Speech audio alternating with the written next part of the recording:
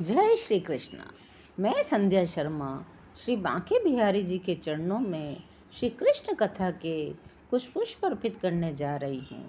आप सभी कृष्ण भक्तों का इस कथा में स्वागत करती हूँ। श्री कृष्ण स्वयं को एक सामान्य पुरुष की भांति, सामान्य गृहस्थ की भांति प्रदर्शित करना चाहते थे। वे अपनी पत्नी से विनोदपूर्ण वार्तालाप कर रहे हैं। वे बार बार उनको छेड़ रहे हैं जिससे रुक्मिणी जी रुष्ट हों और फिर उनको उस वार्तालाप में आनंद आए। भगवान श्री कृष्ण रुक्मिणी जी से बार बार कहते हैं कि तुमने मुझे चुनकर कुछ खास सही काम नहीं किया है। और फिर बाद में जब रुक्मिणी जी उनके इस बातों को सुन करके बिल्कुल से धरती पर दंड की भांति गिर पड़ती हैं, तो श्री कृष्ण उनको वापस मधुर वचनों से समझाते हैं। श्री कृष्ण अपने मधुर वचनों से रुक्मिणी जी को शांत कर देते हैं। इसके पश्चात रुक्मिणी जी समझ जाती हैं श्री कृष्ण ने पहले जो कुछ भी कहा है वो तात्पर्य नहीं था। वे तो कुछ विनोदपूर्ण आनंद के क्षण लाने के लिए श्री कृष्ण ने कहे थे।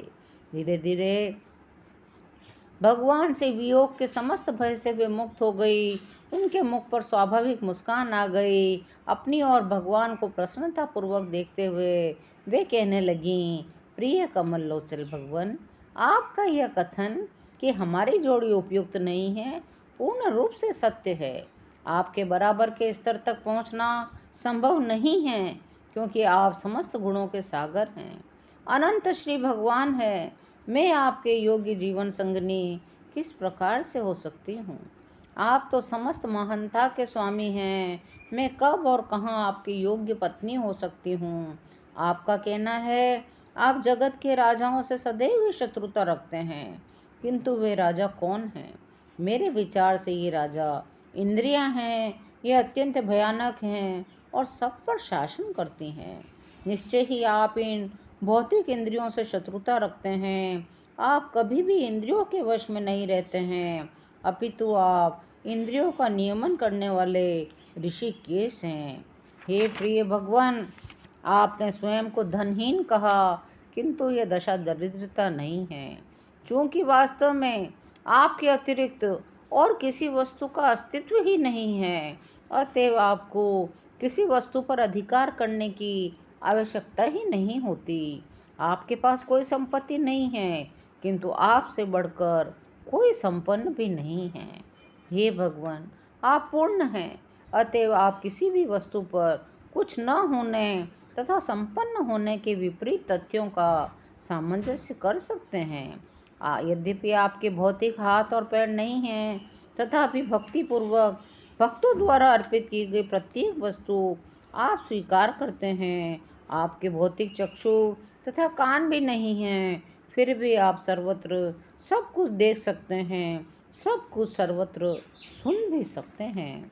प्रिय भगवान, आपने कहा जिनके पास कुछ नहीं होता है ऐसे व्यक्ति आपको अतिशय प्रिय हैं।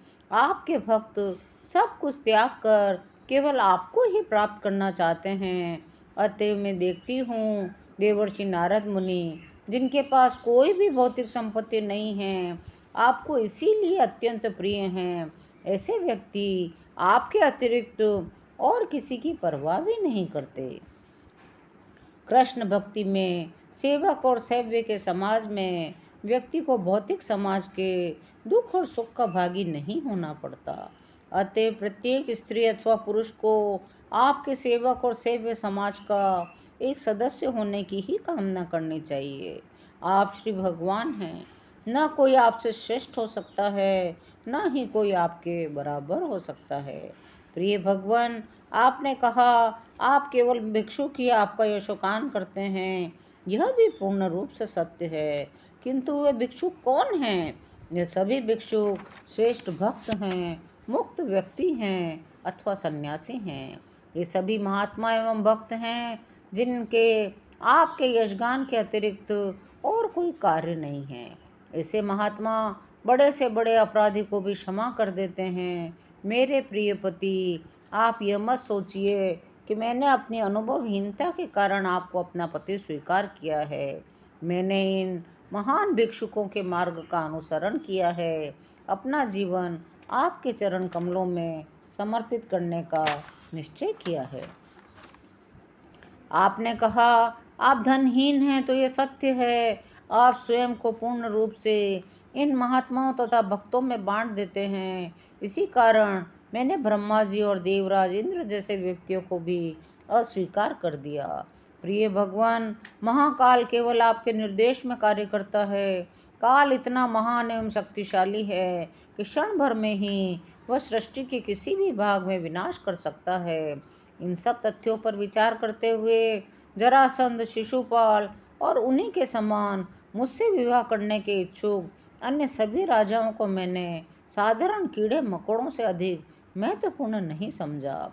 हे वसुदेव जी के सर्वशक्तिमान पुत्र, वास्तव में मैंने देखा इन सब राजाओं की उपस्थिति में आप मुझे बलात् हर लाए थे। मेरे विवाह समारोह के अवसर पर केवल अपने धनुष की डोरी की एक टंकार मात्र से आपने अन्य सभी को अत्यंत सरलता से भगा दिया और कृपा करके मुझे अपने चरण कमलों में शरण दी। मुझे अभी भी भली भांति स्मरण है, आपने उसी प्रकार मेरा हरण किया था जिस प्रकार सिंह अन्य छोटे पशुओं को निमिष मात्र में भगाकर किसी शिकार में से अपना भाग बलपूर्वक ले आता है। रुक्मिणी जी और कृष्ण का संवाद अभी जारी है।